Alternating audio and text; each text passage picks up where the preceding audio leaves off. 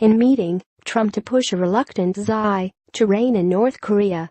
Washington, Reuters. President Donald Trump will further pressure Chinese President Xi Jinping in talks next week to take tougher measures against North Korea, as the United States compiles information for possible new sanctions on Chinese banks working with Pyongyang.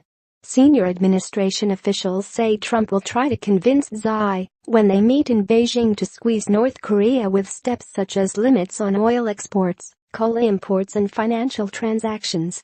It is the latest attempt by Trump to have China, North Korea's only major ally, rein in Pyongyang's nuclear weapons ambitions, but it is far from clear if Xi, who has just consolidated his power at a Communist Party Congress, will agree.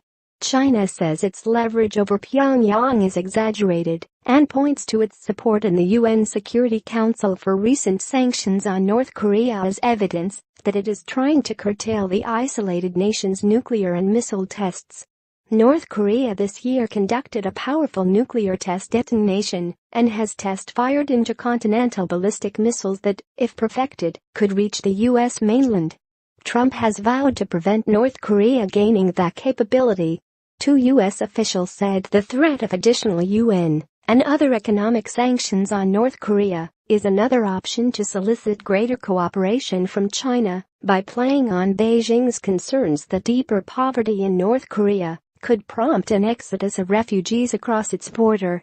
The officials said the United States and its allies have been collecting detailed information on Chinese bank transactions with North Korea to try to identify institutions with the most egregious records of doing business with Pyongyang.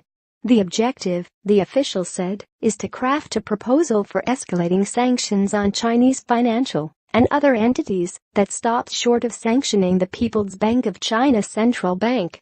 Washington so far has mostly held off on new sanctions against Chinese banks and companies doing business with North Korea, given fears of retaliation by Beijing and possibly far-reaching effects on the world economy. In a brief statement on Thursday formally announcing the visit from the Chinese end, the country's foreign ministry said China was ready to work with the United States to achieve important results for Trump's visit.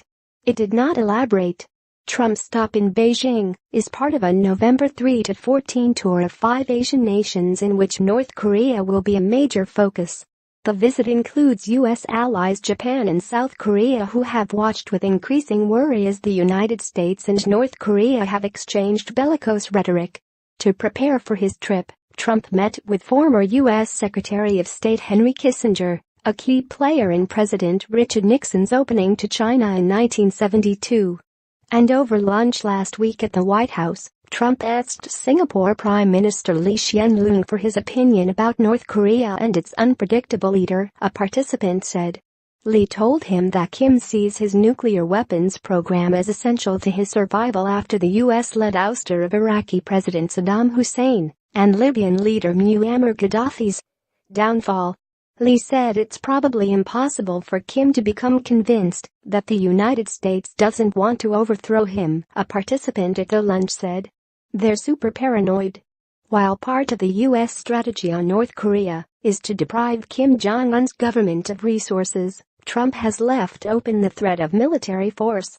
U.S. officials, while emphasizing they want a diplomatic solution, have highlighted military preparedness to counter a North Korean threat, and there are 3 U.S. aircraft carrier groups in the region.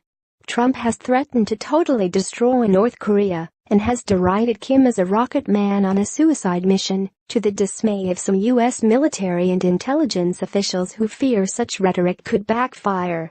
As well as pressuring China, the United States is quietly pursuing direct diplomacy with North Korea, using a New York channel to get in contact with diplomats at Pyongyang's United Nations mission.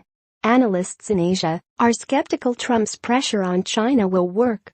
I don't think China will seriously change its existing policy on North Korea simply because of more pressure from the United States, said Zhao Tong, a North Korea expert at the Carnegie Tsinghua Center in Beijing. China's ambassador to the United States, Kui Tiankai, told reporters on Monday it will take a broad effort to pressure North Korea and China alone cannot solve the problem. China has been doing everything we can on the Korean issue, he said. In Japan, the